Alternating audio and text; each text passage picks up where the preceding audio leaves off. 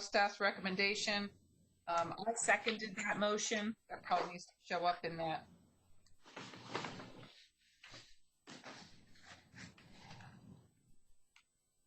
Did you get that, Mark? Yeah, let's see here. On the KUB gas lines. Yeah. Motion was made by, yeah, okay, yeah. I missed that, and seconded by Vice Mayor Pavlin, yeah. That was all I had for changes. Yeah, I got you. I can make that change. Okay, so I'm going to move to approve with the amended minutes. Second. Commissioner St. Clair. All those in favor? Mark? Okay, Commissioner, we know Meyer. I'm just not going to call Myers out since he's absent. Commissioner Dick? Approve. Commissioner Russ? Aye. Commissioner Kyle? Aye. Commissioner Green? Aye. Vice Chairman St. Clair? Aye. Chairman Holliday? Aye. Vice Mayor Pavlin? Aye. Mayor Williams? Aye. Ah, okay. Got him back. Okay, good. All right. And I know we have the student representative. Melanie's here. I won't ask her for the vote, but I did notice that she was in the meeting. So that's good. And all right, so we're ready for the next item then.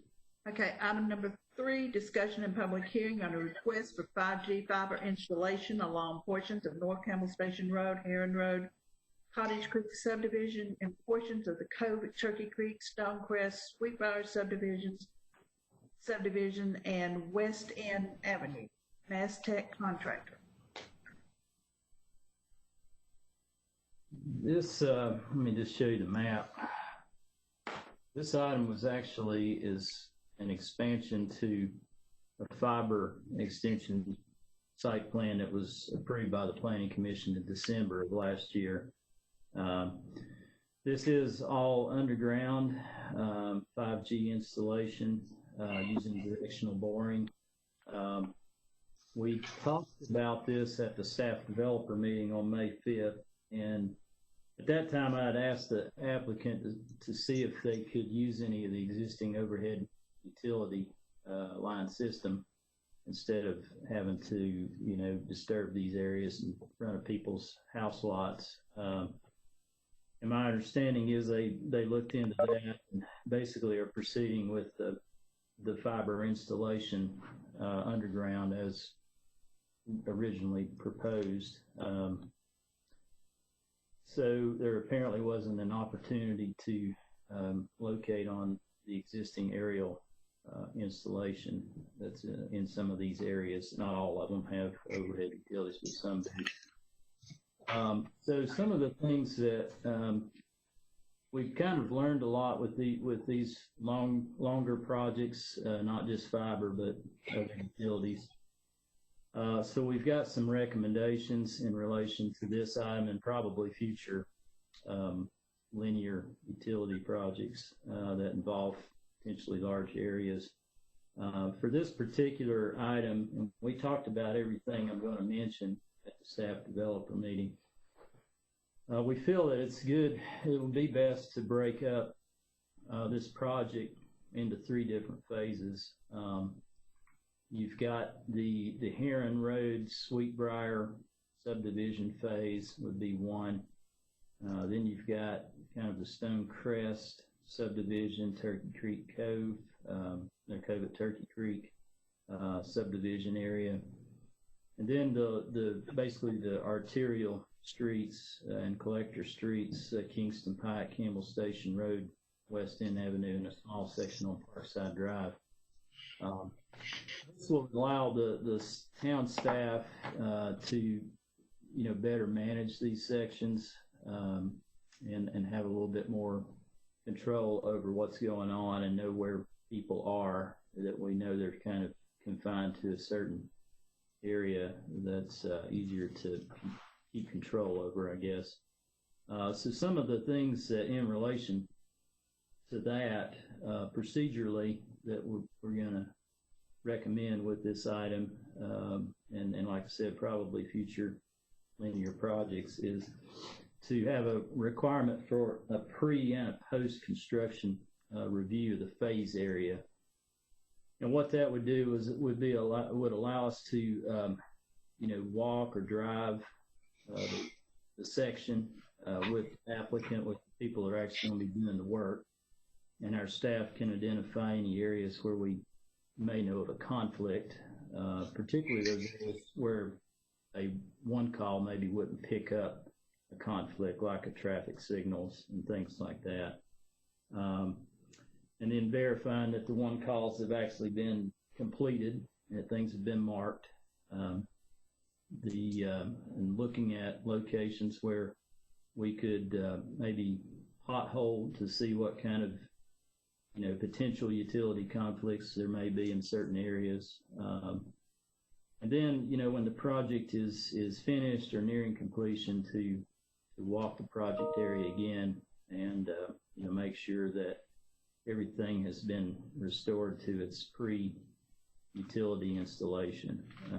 One of the things that we're going to be doing, and I'm sure most of the applicants will as well, is getting a good baseline documentation of the phase area on the front end so that we know what the conditions were before the work was initiated. The second recommendation is to actually provide a contact number for who's going to be in charge in these areas and include that in the public notification that they would be providing for any of the affected entities, whether it's residents or businesses. That way, if there's an issue that comes up, there's somebody that they can reach out to and hopefully get a quick resolution for the issue. Providing the town, and in this case the Planning Commission, with public notification. This is what was provided to the town. What MasTec has been doing, I guess, in some of these areas is hanging a flyer, I guess, on the doorknob, looks like, basically notifying the property owner of the work that's coming up. I think it would be helpful to make this a little bit more specific and actually kind of provide a range of date, when the project's anticipated to generally start and finish. And again, adding that contact information for the direct person that's, supervising the project in this particular area.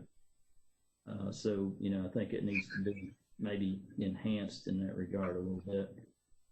A letter of credit, being provided for the 3 project areas. We could group that for all 3 instead of requiring one for each phase. In this case, and the town engineer would need to establish a dollar amount for that. And that way we've got a surety that something was damaged and it didn't get properly repaired, that we would have the ability to go in there and get it fixed.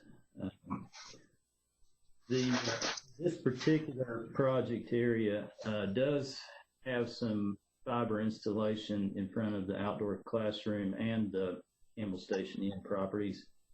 So what we would ask the applicant there is to make sure that town staff is on site when they're working through those areas, so that, we can make sure that there aren't any issues that come up, because those are very important public properties for the town there. One thing that's in the set of drawings that was in the packet, I didn't include that for this PowerPoint, as we'd be looking at over 100 slides just for that. And that is basically that this is only a fiber installation submittal and approval. This does not mean that this is approving any towers or any specific tower locations, small cell support towers I'm talking about. So we need to make sure that that's clear in the action taken here. This is purely for the fiber installation at this time. Let's see, there were a few errors that we noticed in the documents. I noticed on pages 32, 53, and 56, there was some errors in street names and in street and locations. They would have a name of a street, then you look at the property address and add a different street identification. So just cleaning up that. And then, like all of our linear utility projects, to provide an as-built when the project is complete for our records, and also to help us in the event that future, utility projects occur, we have a record of where this particular utility was installed. So that's generally the staff comments on this item. There are some public comments when the chairman is ready for me to go over those. It'll take me a little while to read through those, but I do have some comments from 3 different individuals.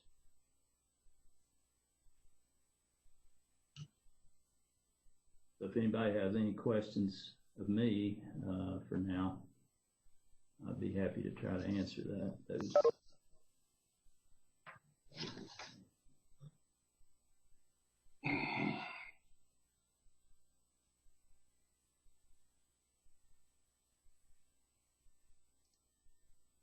Anyone have any questions? This is Commissioner Kyle. I don't have a question, but I'd like to make a suggestion that everybody that's not speaking put their sound on mute. I'm hearing feedback, I don't know, or noise. There are 2 or 3 that aren't muted, it doesn't look like. Thank you. Mayor, you had a question or comment you wanted to make before we get to the motion? Well,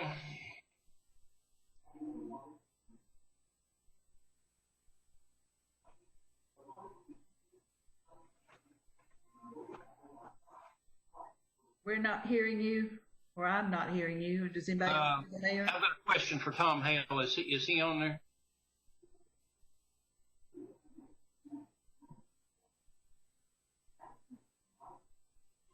Can you hear me now? That's better. Okay. I'm on here. Okay, Tom, I've got a question. If we don't feel comfortable with what we see here, what's happened and what we have in front of us, is there a way we can ask them to maybe to give us a little bit better clarity on what has happened, what they're doing and what they plan on doing, and what they've done as far as the residents, where they've had water line breaks and so on and so forth. I mean, I've talked to some of these residents on Deneen where the water line break was, not all of them, but part of them. And they've not been notified, or have they had anyone knock on their door to ask them if they had any damages. And so my concern is that before we go any farther with this, I think that they need to get in touch with the people where they've hit water lines and such, and make sure that they've most everybody's got a refrigerator's got a ice maker on it, has a filter, and of course when you have a water line break, you'll get mud in your system, and they have to change the filter. And I don't really think it's the homeowner's responsibility to change that. I think this company needs to pay for it, and when they have that, because if you've got a water filtration system where you've got maybe 2 or 3 filters and maybe a membrane, and those have to be changed. And from what I can tell, they've not done that. So I'm not comfortable really going much further with this. Mr. Mayor, can you hear me? Yes, sir. Okay. All this new technology it can be rather confusing. One of the things that we have talked about a good bit, not necessarily me with this group, but the Board of Mayor and Aldermen, and I have been in a good bit of conversation about the nodes, the 11 nodes for small cell towers that were approved. And we've been examining those in the light of this Tennessee state statute that allows for and regulates heavily our ability to regulate the use of our right-of-way when it comes to approving the towers. And I think Mark kind of alluded to this a minute ago, but in looking at this particular application for the extension of the fiber, which is related to 5G, I went back and looked at the statute, because what your question really goes to, I think, is this particular application governed by that state statute that has all the regulations and limitations on our ability to regulate, and that has the shot clock deadlines and so forth. And in looking at the statute, it's a fairly complicated statute, has a lot of definitions in it, but in looking at it, it's my conclusion, and I could be, somebody could point out something to me that I didn't see that might make me change my mind, but based on my review of this particular statute, I don't believe that it applies to this particular application.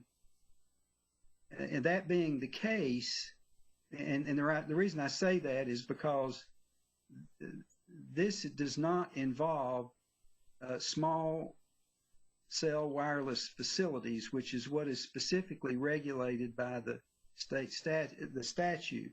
This has to do with fiber optics, as I understand it, and those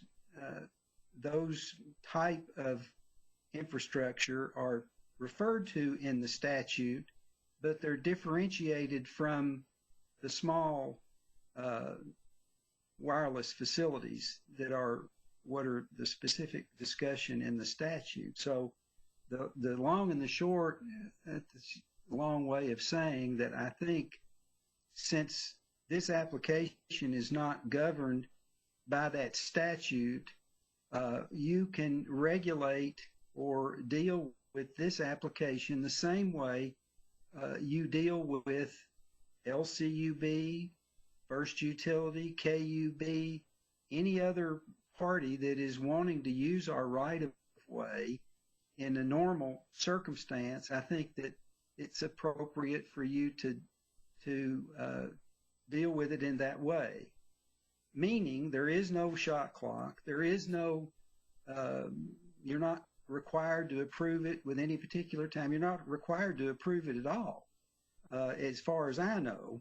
I mean, I don't know what the authority would be to say that this outfit, they don't pay us a franchise fee like most of the people that use the right-of-way.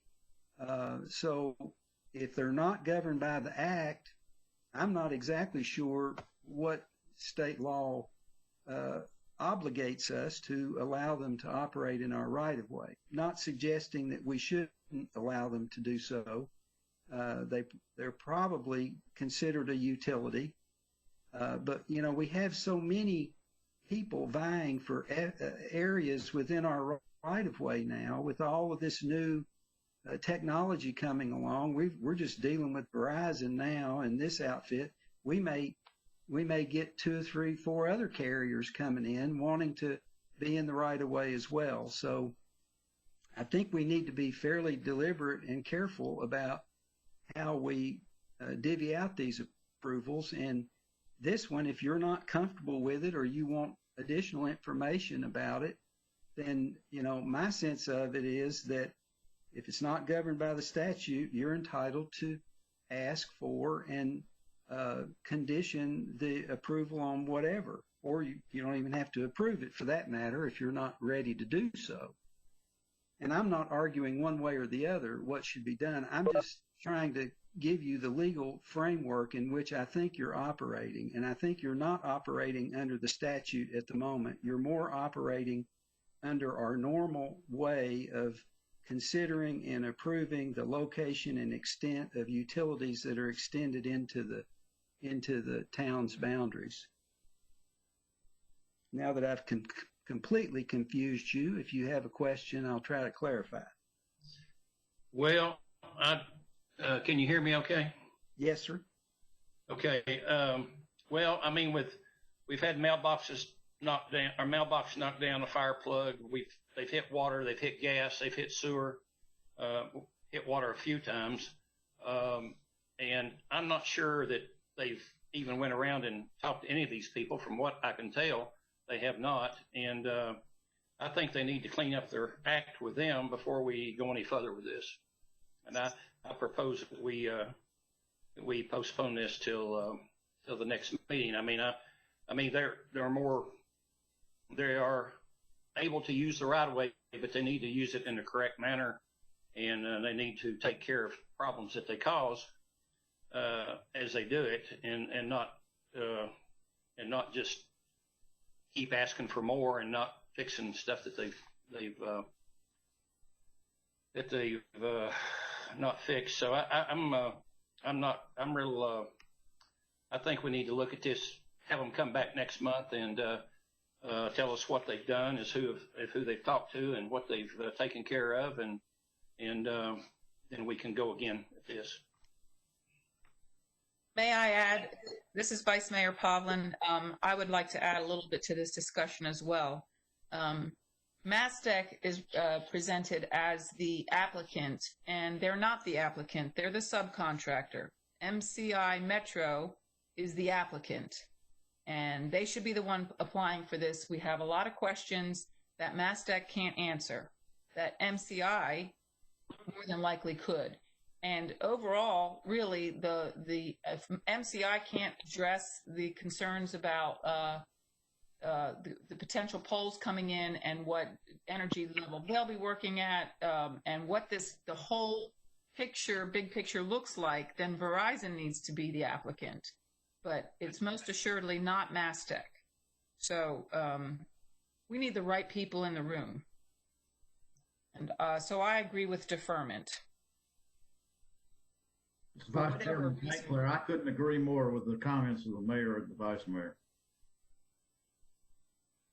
Based on my engineering work that I've done over the years, you know, if this was a normal project, I could not go forward until there was a real plan and we were talking to the right people and had the right people involved to start getting assurances on how they're going to carry this out.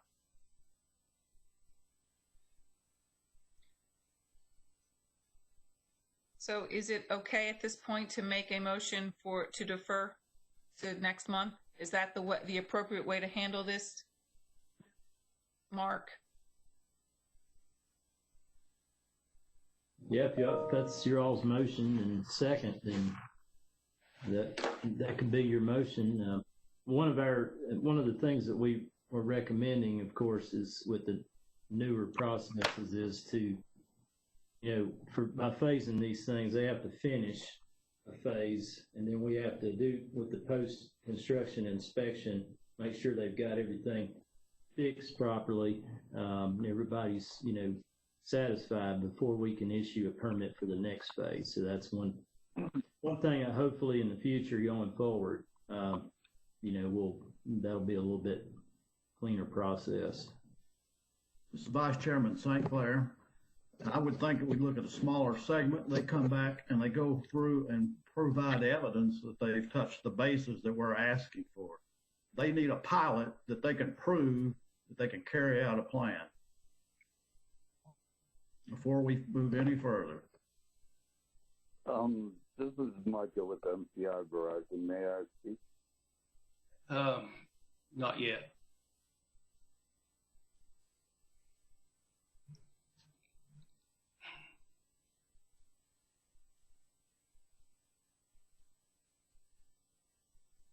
Do you want a second to the motion?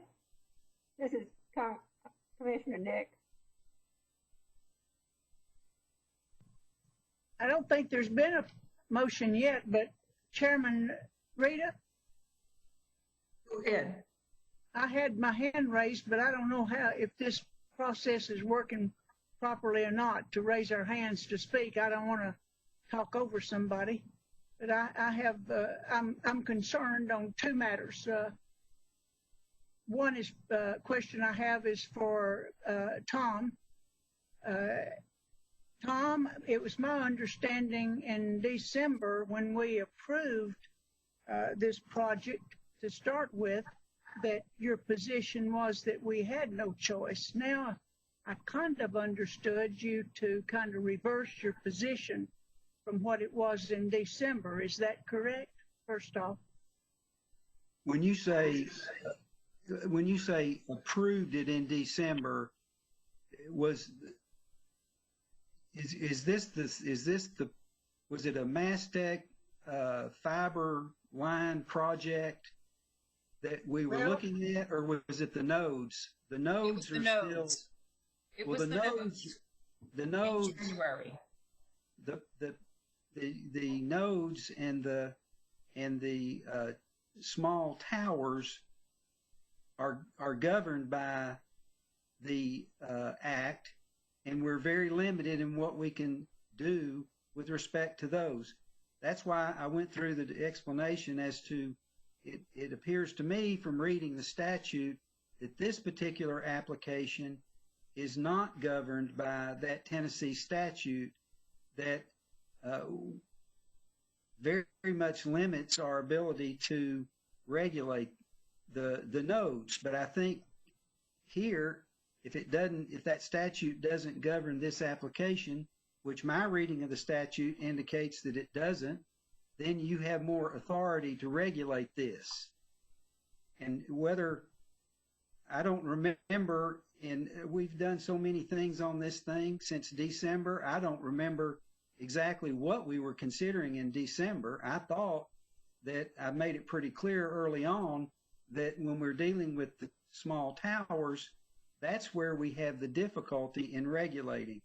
These are not small towers. These are fiber optic underground cables. May I, Vice Mayor Pavlin, may I correct for you, Roseanne? That meeting where Tom spoke to us was in January. In December, all we proved was a fiber project. That was a completely different, Tom wasn't at that meeting. Tom attended our January meeting where we were talking about the small cell towers. My mistake. I was thinking it was the December meeting that Tom attended, but you're probably right. My memory may be wrong. It might have been January. Excuse me.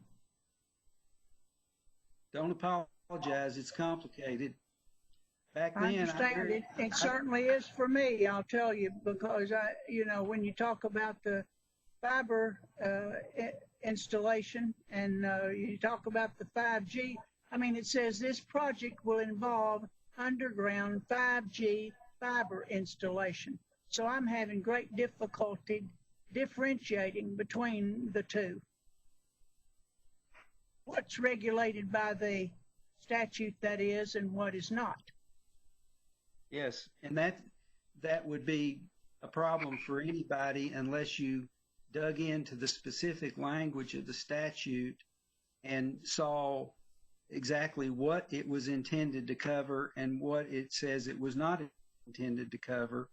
And it's still confusing, even then. But the way the definitions are written in that statute, I think they make a distinction there between the small cell towers and the cable that may run between those small cell towers. That's what I guess where I don't understand is how the small cell towers could be effective without the fiber connecting the underground fiber installation. Maybe I just don't understand the technicality enough to.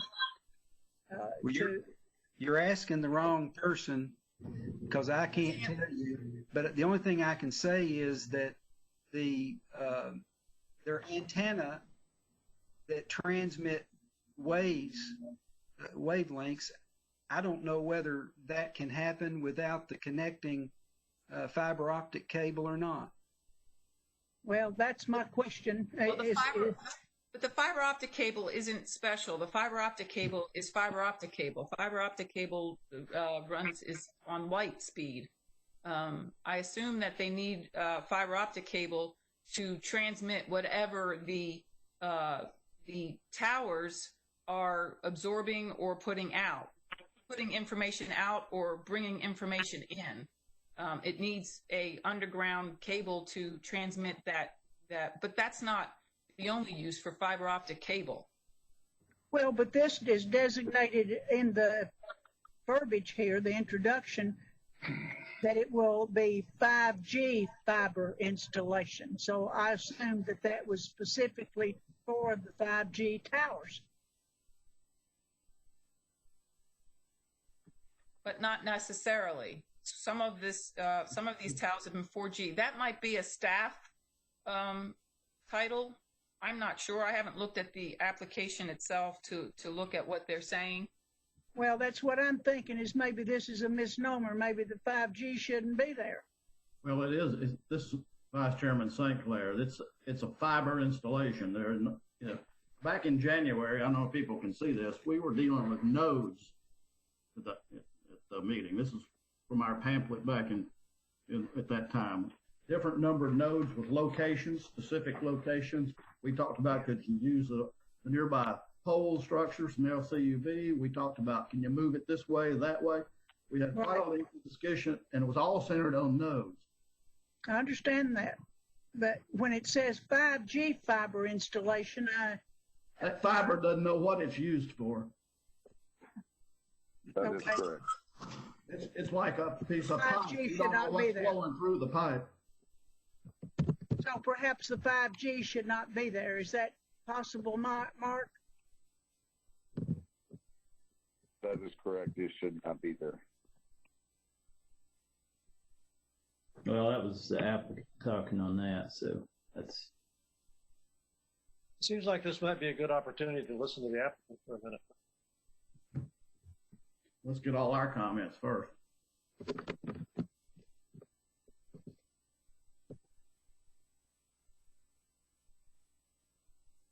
I think I made my point. I'm sorry. I think this is our opportunity to finally be able to pause and ask the questions we've wanted to ask, but have been told we can't ask. I think we can take the time to defer this and gather our thoughts about all of the issues that we're trying to resolve here, because this has been very frustrating and we feel very run over. And this is an opportunity for us to pause. At the very minimum, we've got to look at performance to date has been miserable, and we've got to have some assurances on how we would take any step if this was just a fiber out application for just the normal internet for TDS or somebody else. I mean, the performance, we would be concerned with the performance of this installation, period, much less the broadening of it to the 5G. So in that case, do I have a motion for postponement? I move to postpone for a month. Second. And who was that, please? Mayor Williams. Mark, you want to do a roll call, please?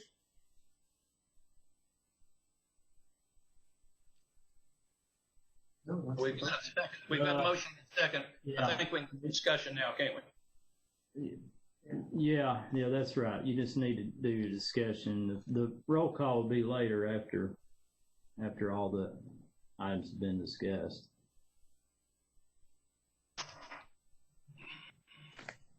It seems that the applicant needs to be given an opportunity. I think he's been waiting to speak. Does any of the other members want to say something before we get to him?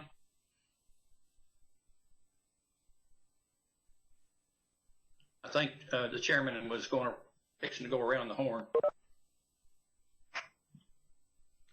Commissioner Dick, any questions or comments? No. Commissioner Russ?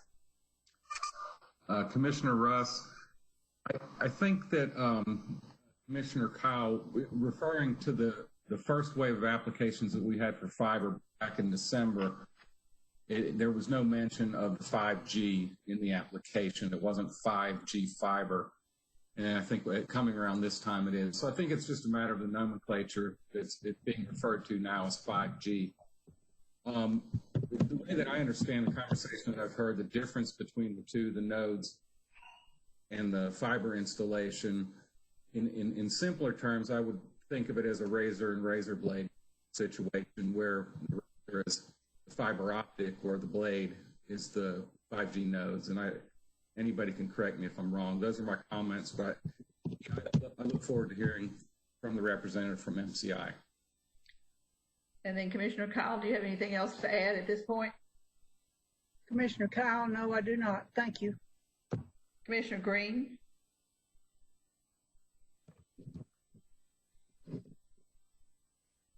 I have no comment. Vice Chair St. Clair, do you have any more additional comments at this time? No further comments at this time. I have no further comments this time. Vice Mayor Pavlin? I have no comments, further comments at this time. And Mayor Williams?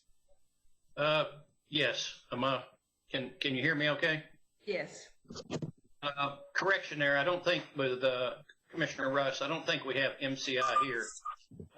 Maybe we do, and they've just not identified themselves, but I think that we have here is MasTec. So I think that's probably who we need to hear from, unless there is an MCI person present. I thought I'd heard them say MCI. My bad. Yes. That's it for me. This is Micah with MCI Verizon. Okay, so we do have someone with We do have a MCI. representative. This is who again? Micah, MCI Verizon Business, 603 Warehouse Park Drive, Knoxville, Tennessee. I've attended most of, any time there's been any, dealings with the work I am doing, which is totally separate from the nodes or what Verizon Wireless is asking you for, like the 11 nodes and so forth. One thing I did want to say about your map here, Mark, or our submittal to you is, the important thing to me on this are like map 17, 18, 19, 20, 21, 22, 72, 73, 74, which is, both along Campbell and Houston.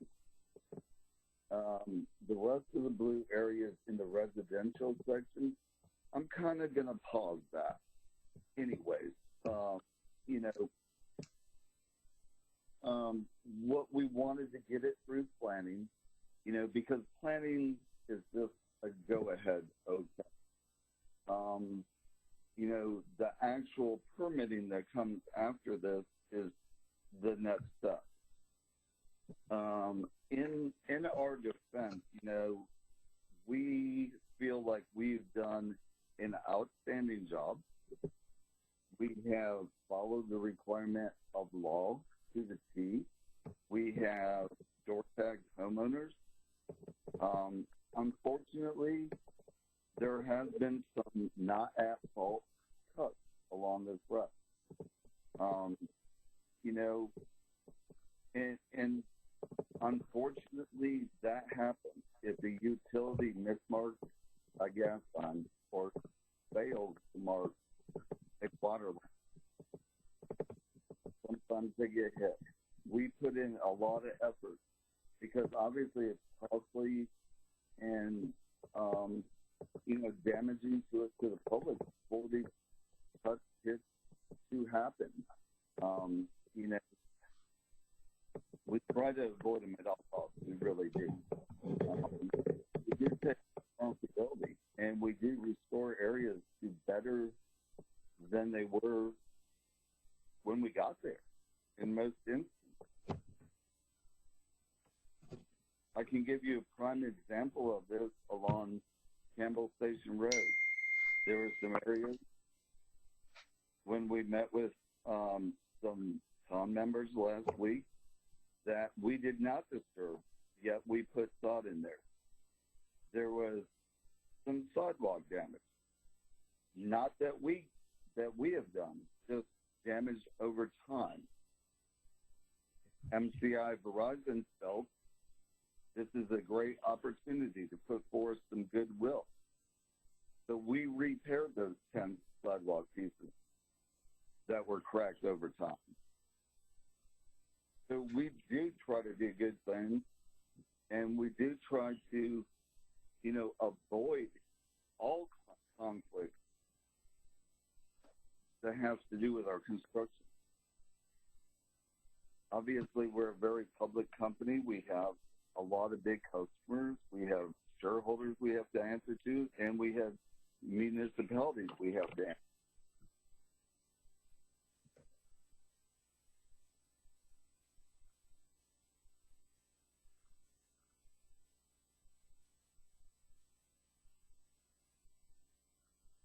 So, speaking back to the 5G, ultimately, there's no such thing as 5G fiber.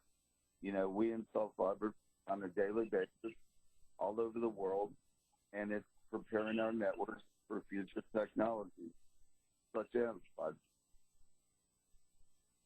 And whatever may come in the future, and to support our business customers and our municipalities that depend on us, and power companies that depend on us, and a host of different people that depend on us to be one of the best carriers in the world.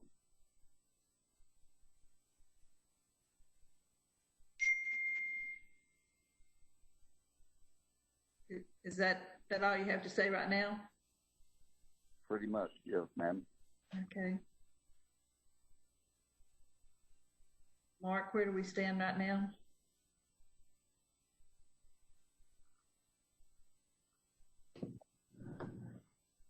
Well, we met with the applicant out on Campbell Station Road, and we were made aware of some issues with sidewalks and some areas that didn't get landscaped areas that were disturbed and needed to be repaired. And on those areas that we identified with them, they did get that repaired. I had the public works director and engineering staff go out and check that today, actually. So they did do what we asked them to do when we met with them out there last week.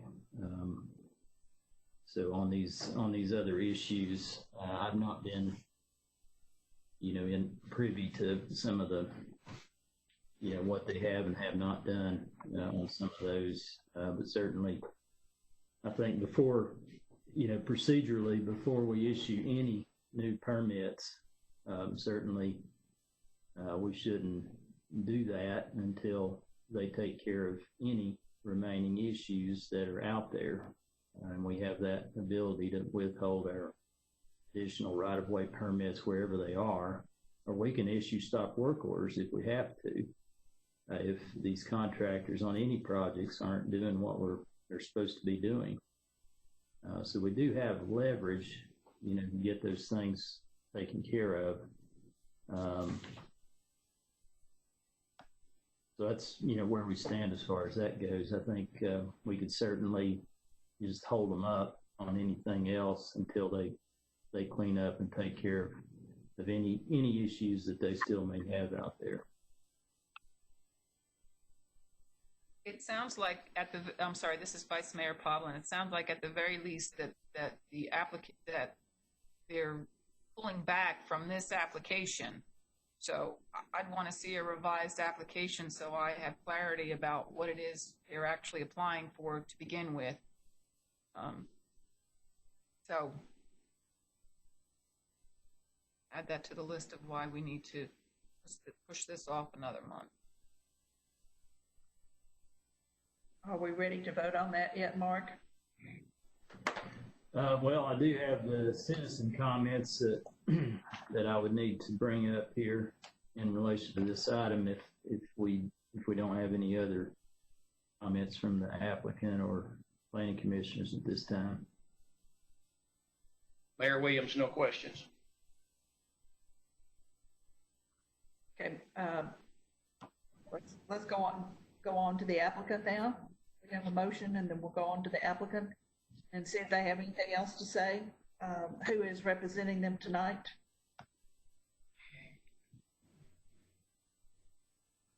The applicant?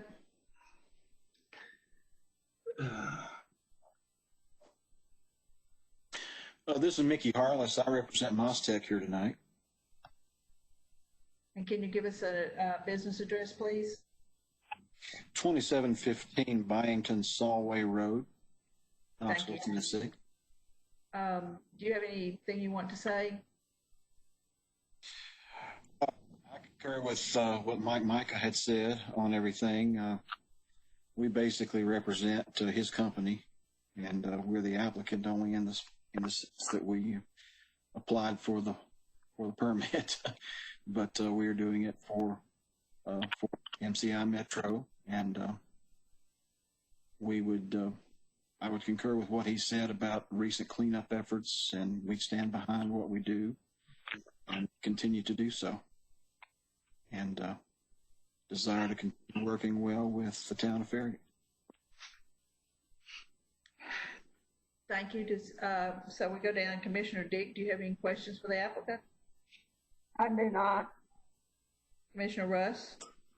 Commissioner Russ, no further comment. Commissioner Kyle? Yes, I have one more question. Mark, in the introduction, you say that this item's an expansion of the project that we approved in December. Now, I'm back to that.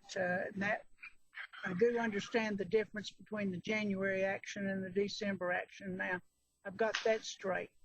And that this will not be called 5G, so we'll eliminate that designation. I think, is that correct? Mark? We'll eliminate the 5G for That's future. my understanding from the earlier discussion, and it sounds to me like, based on the applicant's comments, that they've got some changes from what was presented, and there are some modifications to the application. So it kind of, in effect, becomes a kind of a new submittal anyway.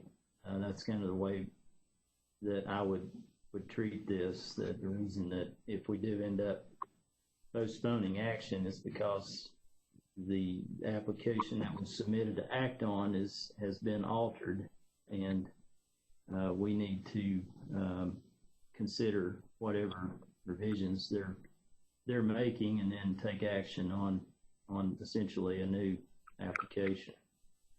Well, if we approve this motion that's on the table now for deferral till next month, isn't that in essence the same effect as a stop order? Does this involve some of what they're involved in right now? Is the installation they're involved in right now a part of this? No, the installation they're whatever they're doing right now, they've already obtained approvals for that.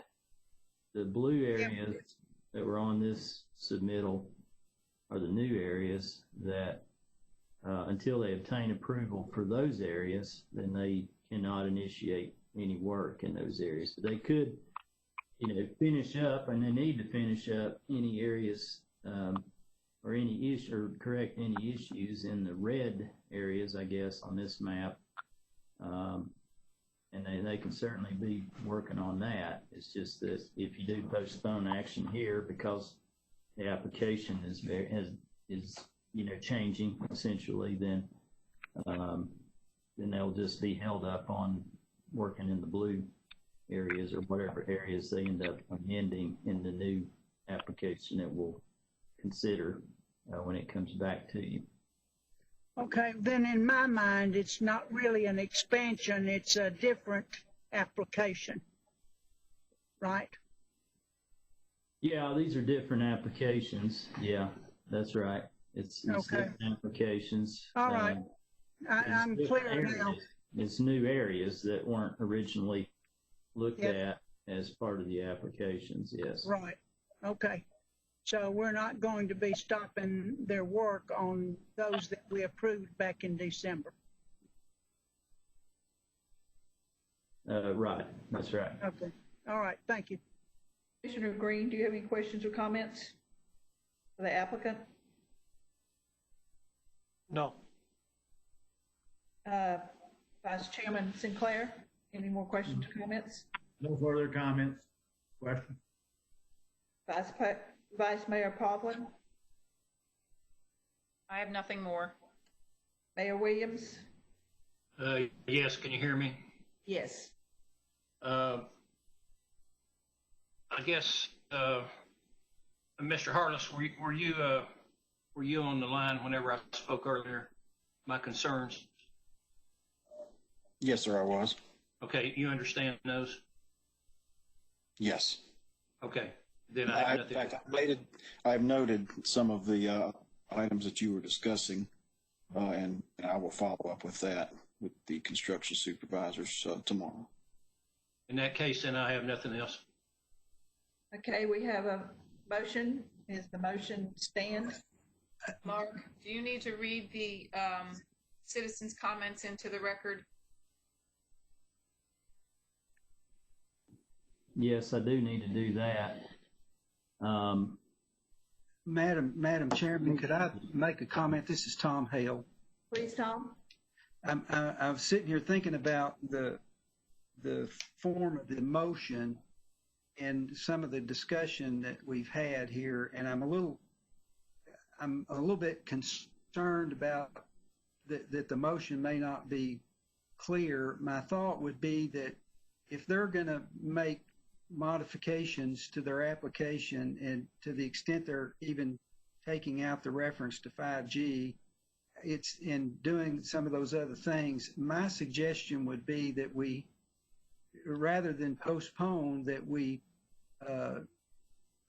recognizing that they're going to refile, and they said they were, that we deny the applications with the understanding that they plan to refile. That makes it clear for the record kind of where the application is. It's not some sort of, well, some of it sound like they were okay with, some of it they weren't. We'll just sort of start all over again, if that makes sense. So, because I made the motion, so the motion should be move to deny the application for deficiencies. Is that simple enough to say it that way? As noted during the discussion, yeah. As noted during the discussion. Mm-hmm. That's my motion. I'll second. All those in favor? And Mark?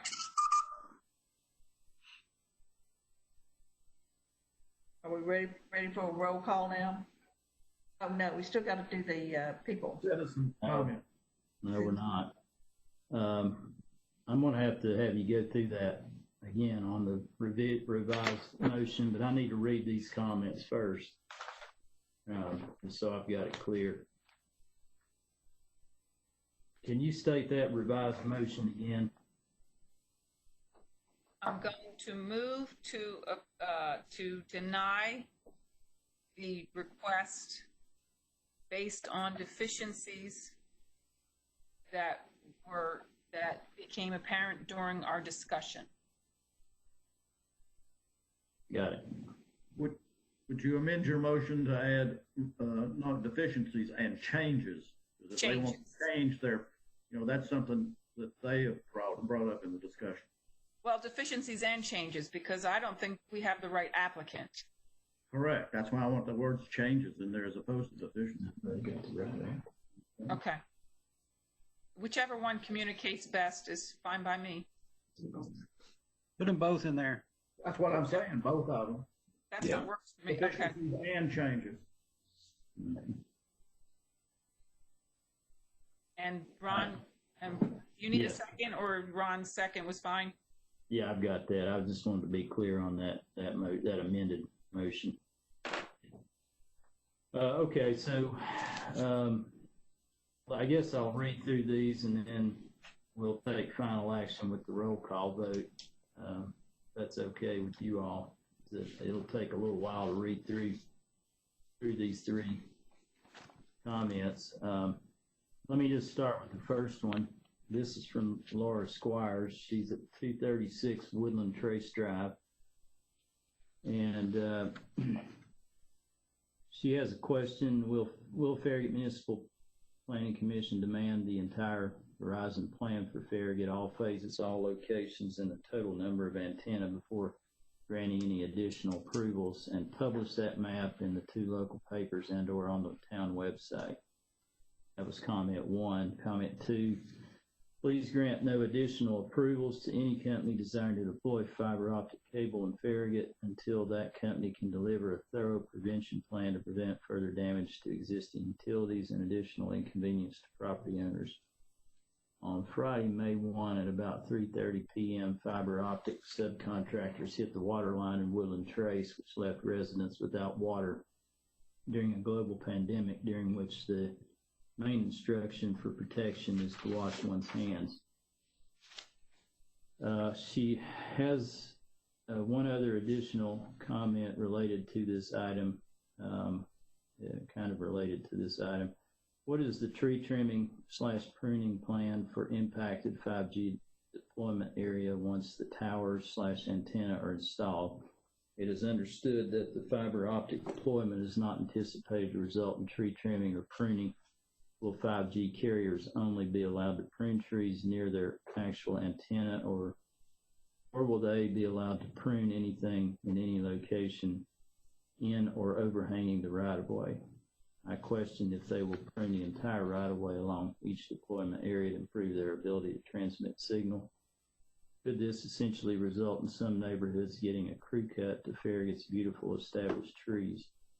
I request Farragut Planning Commission develop an ordinance to state that no flora or foliage down to the tiniest twig which grows in, overhangs, or in any way exists within public right-of-way be allowed to be cut by any utility unless it directly comes into direct physical contact with their physical equipment or imminently may fall and take down a physical line, obviously with the exception of mowing of the right-of-way by state or town employees. Lastly, then she references a video, which obviously we don't have that. So that's one comment. The second comment we had on this item is from John Hoffman, 11341 Gates Mill Drive. To the Farragut Municipal Planning Commission, comments pertain to proposal from MasTec to expand residential 5G fiber installation for Verizon. This proposal was discussed at the staff developer meeting on May 5. Far too often we heard the developer say, "I don't know," or "I'm not at liberty to say." This proposal asks you to give piecemeal approval to a major infrastructure project that is incrementally changing. This is a major infrastructure project with significant capital investment and significant impact on our town. None of us would run our businesses this way. The town expects more than this from commercial developers and other public utilities. We should not allow Verizon to operate this way. It is time to stop granting incremental approvals for this project. The Board of Mayor and Aldermen just passed R 2020-05 pertaining to 5G safety assurances. It is appropriate to defer approval for an expansion of the underlying infrastructure until the state of Tennessee and the appropriate federal recipients respond to it.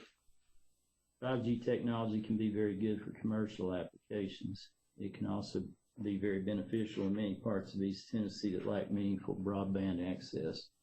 Sweetbriar and other neighborhoods of Farragut are not lacking effective broadband access. If nothing else, COVID-19 has shown that our infrastructure works under much higher sustained loads than were normal a few months ago. There are no commercial needs within our residential neighborhoods that require the enhanced performance of 5G. Every resident, every member of this planning commission, and every member of the Board of Mayor and Aldermen has questions below our mind.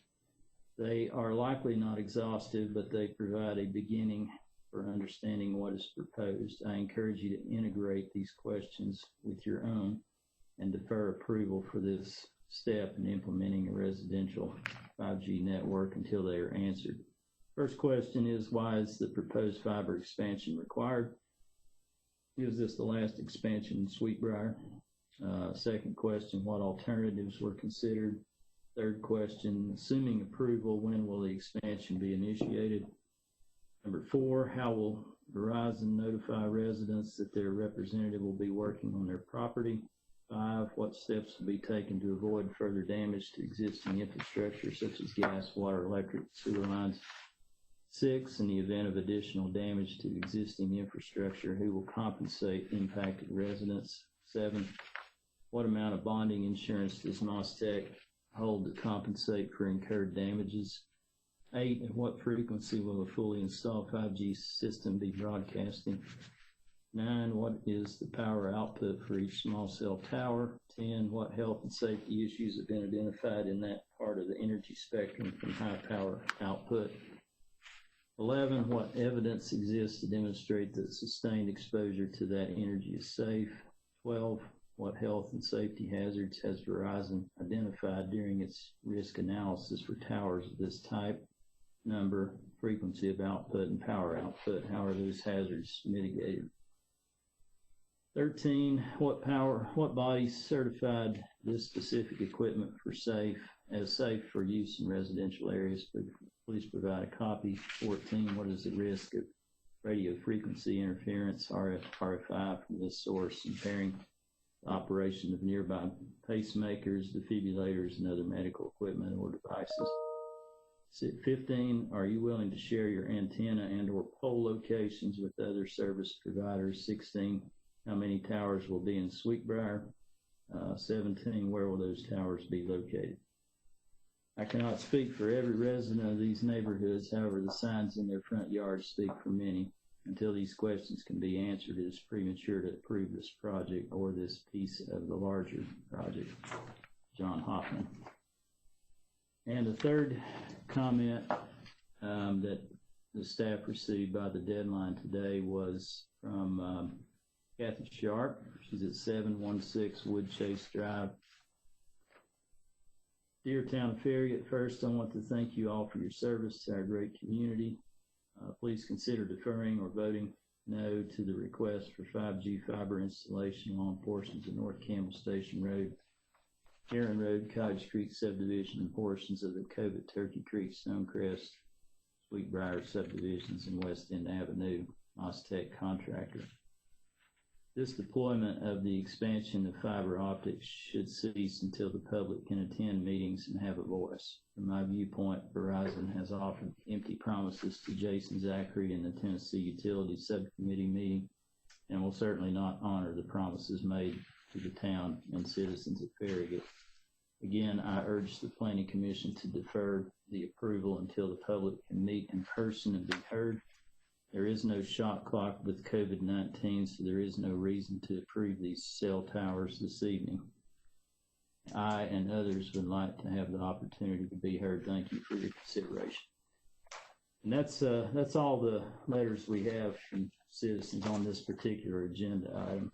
If anybody has any comments on those.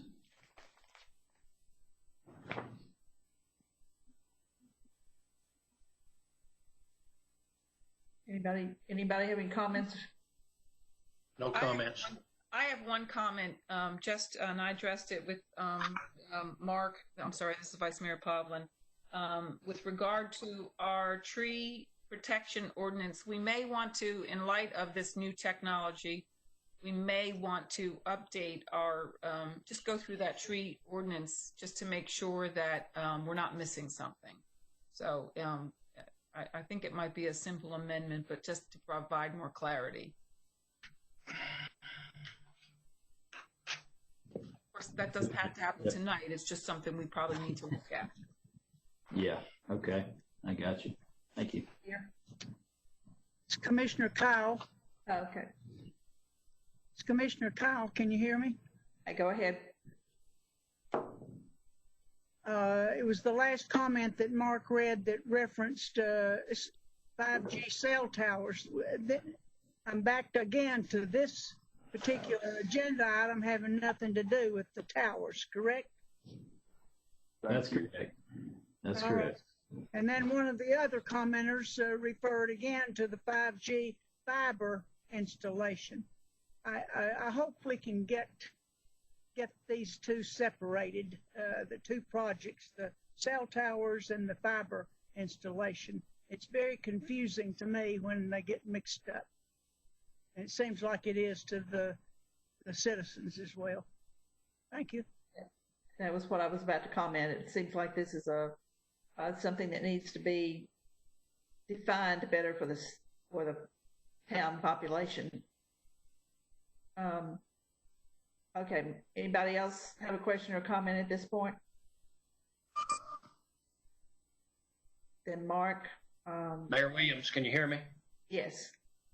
Okay, I think really some of the comments had to do with of course, questions that MCI or MasTec or Global cannot answer. And we have not really had anybody from Verizon that could answer any of these questions. They're all good questions, and Mr. Hoffman was very specific, and so was Ms. Stiers about what they'd like to know. But this is stuff that needs to be answered by Verizon, but they choose not to answer these questions. They choose not to send representatives that are capable of doing that. So I don't know where we can go with it any farther until they decide they're going to send somebody down here to answer these type of questions. Mr. Mayor, this is Tom Hale. As you may or may not know, I've been having conversations with some of the legal counsel for Verizon, and as a matter of fact, in the last few days, to talk about some of the conditions that were put on the nodes, the approval of the nodes. And to be fair, the council asked me in a call yesterday or the day before whether we would like them to have someone with some expertise on the issue, particularly of the health effects, to come and make a presentation, at least that's how I interpreted what she was suggesting, about some of these issues. And so I didn't want the record to be, because I hadn't really had a chance to communicate that offer to anybody since I had the conversation with her. And I told her that I would reach out to the powers that be and see if that would be of interest. And my personal opinion is it would be very helpful, is particularly if the presenter has a thick skin, for them to come and have some discussion about it. Because I think that is one of the big problems for our citizens, is that they read and hear these things that say that there is danger to these things, but what they don't seem to hear is that there's a lot of data out there that suggests there's not any danger associated with this kind of radio wave at the places where these antenna would be situated. And I think we probably need to take them up on that offer, and not that they're going to convince anybody, but I think it might be something that we want to consider. Well, Tom, I agree that is something we do need to consider. I think that we need to wait until Governor Lee takes us out of the Executive Order 1634/34, which will be June the 30th. And for sure, at that point, we'll be able to have citizens that have these questions in the room. And of course, we'll still be social distancing and have masks. But I think at that point, those questions could be, we would like to have those people here so that our citizens can ask those questions of these people, and that we can get some answers. Mr. Hoffman made a point that during the staff developer we had, like this, they didn't know. And the last time we had Verizon representatives here, they didn't know. It would be good to have somebody that does know here so that the citizens can ask the questions. I mean, Mr. Hoffman had quite a few. Ms. Stires have some. There's other people that's got questions that were probably did not get their questions in on time today. I think it was 12 o'clock deadline. There was a few that came in later than that, but anyway, we I know that we have citizens that would like to ask questions, and they probably wouldn't need to be thick-skinned, but as long as we got some answers, then I think that would help our citizens understand more of what's going on with these folks and what we have in front of us. I think that would be very helpful. But I do think we need to wait until after June the 30th, which is when this executive order expires. And at that point, we could have them here, and we could make sure that we had. It would be probably, wise to get the citizens to sit down and to work out their questions maybe together, and to where they would all be ready to ask and get the answers that they're looking for. That's all I have. I agree. We need to get the people who have the answers to come in and answer for us. You can facilitate that, Tom. Mark, do you have any comment there? Yeah, I mean, if we can get the people that can answer the questions, all the questions, that certainly would be useful. So, well, of course, I have a technicality. I don't think we're going to find anybody that's going to be able to answer the questions. We may get somebody in to discuss the questions and give their views, but I don't think there are answers to the questions at this point, especially regarding the health and safety of those 5G towers. Thank you. Thank you, Mark. Are we ready to vote on postponing? Well, actually, you're voting. Well, the motion on the floor is actually the amended motion to deny the application based on the deliberations and changes that had become apparent during the discussion this evening. So that's the motion. And I'll read out the roll call vote here on that motion, the amended motion. Commissioner Dick? That's to deny, right? Aye is you approve the amended motion, right? Yep. Commissioner Russ? Aye. Commissioner Kyle? Aye. Commissioner Green? Aye. Vice Chairman St. Clair? Aye. Chairman Holliday? Aye.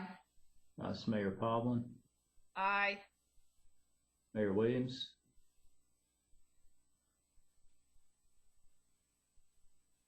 Mayor Williams?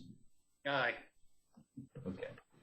All right, it's unanimous by a vote of 8-0 to deny the application, and they'll have to submit a revised one, a new one, and then we'll review that and bring that back to you.